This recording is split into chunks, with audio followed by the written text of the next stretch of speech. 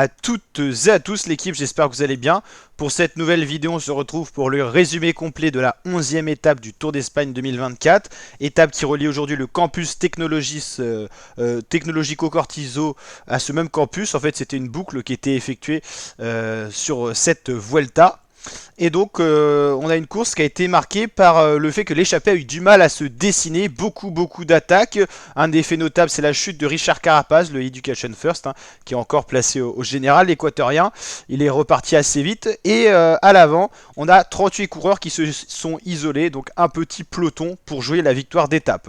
L'écart peloton échappé est assez dense, on a deux courses dans la course. Une course pour la victoire d'étape avec les 38 hommes de tête qui se disputent la victoire dans les différentes ascensions et le peloton des favoris qui met également un gros tempo. Tempo ici lancé par la Israël, on voit la Bora aussi de Primoz Roglic. À l'avant, là, c'est Xandro Meurice qui avait attaqué le groupe des 38 qui se fait rattraper. Donc là, on a encore une trentaine d'hommes qui se jouent la victoire d'étape. Voilà. Dans le peloton, on a une accélération d'Alexander Vlasov pour Primoz Roglic. Et c'est Roglic qui attaque en personne, suivi par Enric Mas. Primoz Roglic et Enric Mas ont vraiment impressionné la galerie. C'était les deux plus forts du peloton des leaders. Richard Carapaz lâché. Tout comme les autres favoris comme Ben O'Connor, le maillot rouge. À l'avant, ça se joue la victoire d'étape. Donc voici ce qui reste des 38 hommes de tête. Une petite dizaine. On voit ici des Cofidis, Guillaume Martin. On voit Eddie Dunbar au premier rang. Il y a pas mal de monde qui se joue le sprint. Mais c'est Eddie Dunbar qui a surpris tout le monde.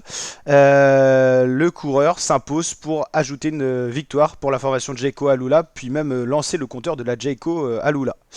Parmi les groupes de lâchés, Ben O'Connor va perdre 37 secondes sur Primoz Roglic et Enric Mas notamment. C'est un des perdants de la journée avec Richard Carapaz. On va aller voir justement les classements. Donc c'était le profil suivant.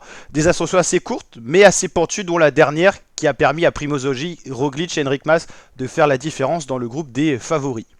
Le classement de l'étape, Eddie Dunbar, l'Irlandais, s'impose pour la Jayco Alula devant Quinton Herman. C'était un des plus rapides de ce groupe de tête, mais Eddie Dunbar a anticipé. Max Poole 3ème. Jonathan Narvaez était dans l'échappée, tout comme Berade Fernandez, Filippo Zana, Ion Aguirre, Carlos Verona, Garofoli, McNulty, Walter, Bennett, Omen. Guillaume Martin, qu'on avait vu sur l'image de fin, c'était un des deux Cofidis avec Ion Aguirre qui était encore dans le groupe à la fin.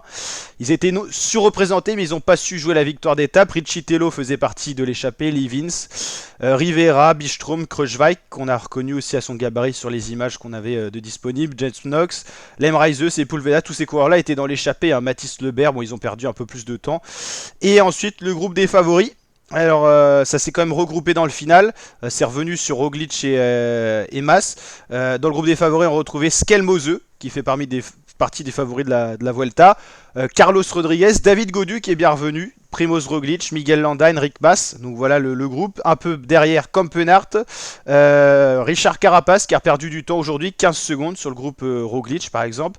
Sivakov, Daniel Felipe Martinez, équipier de Roglic. Ben O'Connor, le maillot rouge qui a perdu du temps, tout comme Florian Lipovic, Jack Haig, Adam Yates, Vlasov équipier. Sepp Kuss qui a encore une nouvelle fois perdu du temps. Dossard numéro 1 parce qu'il a gagné la Vuelta l'an dernier. Donc voilà, pas mal de coureurs ont quand même été distancés. Les changements au niveau du général, vous l'avez compris, Ben O'Connor repère une fois de plus un peu de temps vis-à-vis de Roglic. Roglic qui grappille ses secondes petit à petit. Voilà, ils n'avaient pas pris la menace Ben O'Connor au sérieux et pour l'instant Roglic a raison, encore une semaine et demie de la fin, il reprend du temps sur des petites étapes qui ne sont pas de vraies étapes de montagne. Qu'est-ce que ça sera sur des vraies étapes de montagne? Ben O'Connor, je pense, risque de perdre son maillot rouge au profit d'un Roglic ou encore d'un Enric Mas. C'est pour l'instant Primoz Roglic qui paraît le plus en phase de gagner cette Vuelta de ce qu'on a vu pour le moment, mais on n'a pas à l'abri d'une surprise. Enric Mas est costaud, s'il a vraiment un très grand jour, pourquoi pas surprendre Roglic. Carapaz se maintient, il perd sa place sur le podium au profit d'Enric Mas, mais bon, à 12 secondes. Miguel Landa assez régulier, Carlos Rodriguez, Lipovic, Yates, Gal, Bennett. Les écarts commencent à se creuser. David Gaudu, premier français 11ème, Skelmose, Sivakov, c'est Christian Rodriguez, Arkea, Sepp Kuss, Guillaume Martin, Vlasov, Dunbar, Haig, Fortunato. Voilà, on a des coureurs qui se sont replacés dans le top 20. Au profit de l'échappée, Dunbar, Guillaume Martin notamment. Voilà, sinon après c'est des favoris classiques. Maillot vert, c'est toujours Wout van Aert qui l'a conforté avec sa victoire lors de l'étape 10. Meilleur grimpeur, c'est Adam Yates en égalité avec Van Aert. Meilleur jeune, Christian Rodriguez. Et meilleure équipe, c'est la UAE devant la Decathlon AG2R ou encore la Red Bull Boransgreux. Demain, on se retrouvera bien sûr pour l'étape 12 sur la chaîne YouTube. L'étape 12, ça sera laquelle? Ça sera celle-là. Une arrivée sur une montée sèche, 137 km. Programme assez court, condensé, mais ça sera une belle étape. N'hésitez pas à liker si ça vous a plu, vous abonner, partager. Ciao l'équipe et à très bientôt pour de prochaines vidéos.